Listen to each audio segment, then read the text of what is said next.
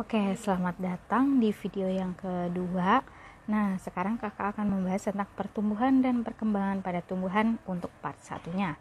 Nah, untuk part 1 ini kita akan membahas 3 poin. Nah, yang pertama ada struktur biji, terus yang kedua ada perkecambahan, terus yang ketiga ada grafik pertumbuhan. Nah, sekarang kita akan belajar tentang struktur biji. Struktur biji itu ada 2 ya. Ada biji monokotil dan biji dikotil. Untuk biji monokotil kakak contohkan sebagai biji jagung ya. Biji jagung itu ada yang namanya ini tuh embrio semuanya. Nah, si embrio ini ada bagian-bagiannya. Yang di sini ada skutelum, ada koleoptil, terus ada radikula, ada koleoriza, epikotil dan hipokotil, serta endosperma yang ini ya. Nah, fungsi-fungsinya dapat adik-adik baca. Oke, lanjut kita ke yang dikotil. Nah, yang dikotil karena dia punya 2 keping, embrionya hanya ada di tengah-tengah. Jadi kakak gambarkan di salah satu keping bijinya. Oke, ini adalah embrionya. Sama strukturnya, hanya saja perbedaannya di sini.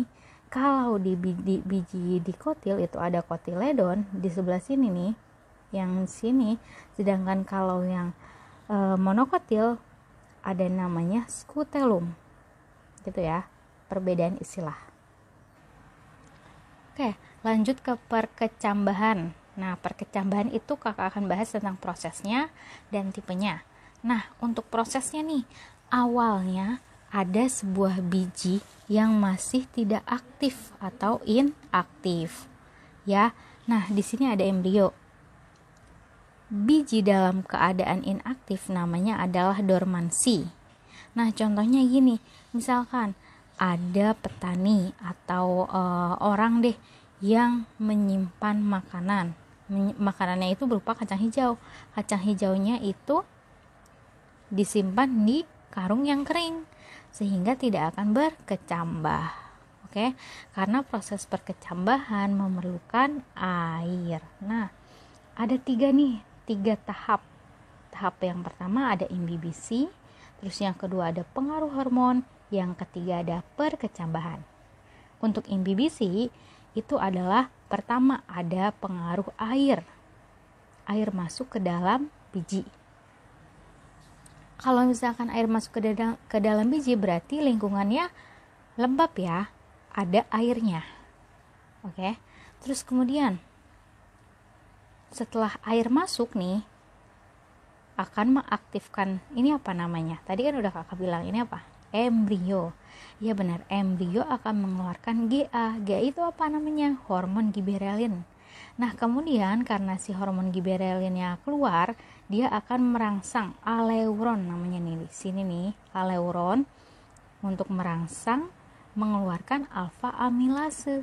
Nah, coba alfa amilase yang belakangnya ase itu namanya enzim, oke? Nah, amilase mirip dengan nama amilum ya, berarti dia adalah enzim yang mencerna amilum.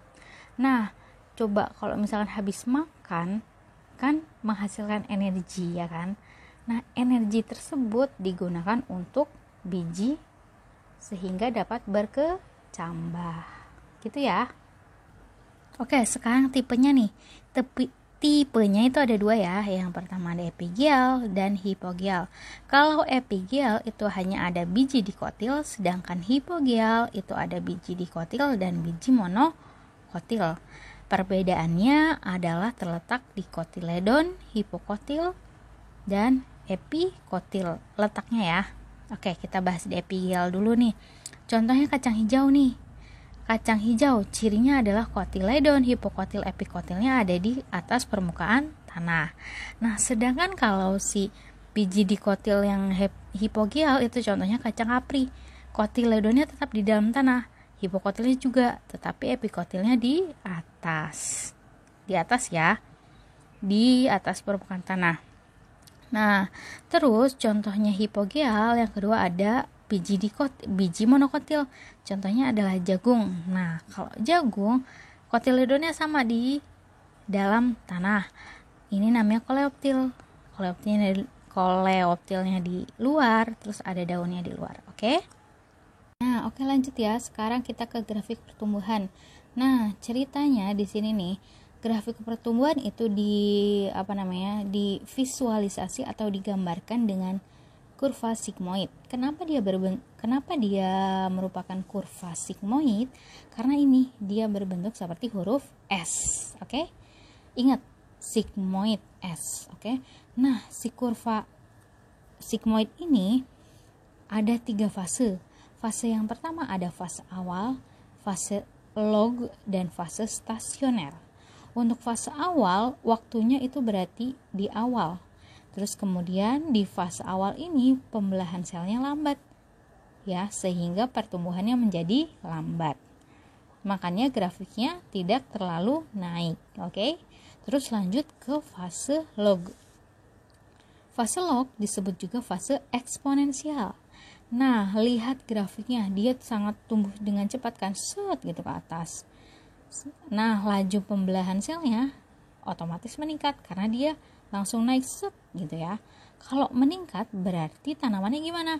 Tanamannya akan tambah tinggi, tambah lebar, dan tambah berat. Oke? Nah, yang terakhir ada namanya fase stasioner. Kenapa dia disebut fase stasioner? Dia itu adalah fase stabil. Lurus set. Nah, karena dia stasioner berarti laju pembelahan selnya menurun, ya. Dan akhirnya akan menjadi konstan. Nah, ini ada contohnya pada tanaman padi, kakak cerita ini.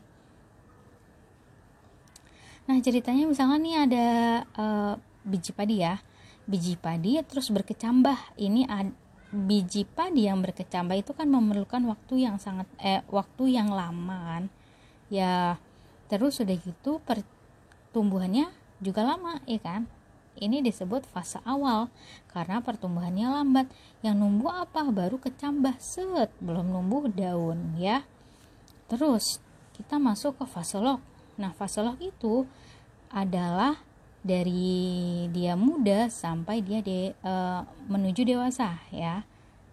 Karena pertumbuhannya cepat. Nah, fase stasioner ini terjadi pada saat tanamannya sudah dewasa. Kenapa? Karena dia tetap tingginya, hanya saja buahnya semakin merunduk. Ini kan tanaman padi ya, semakin berisi semakin merunduk gitu ya. Oke, nanti kita akan lanjut ke part 2.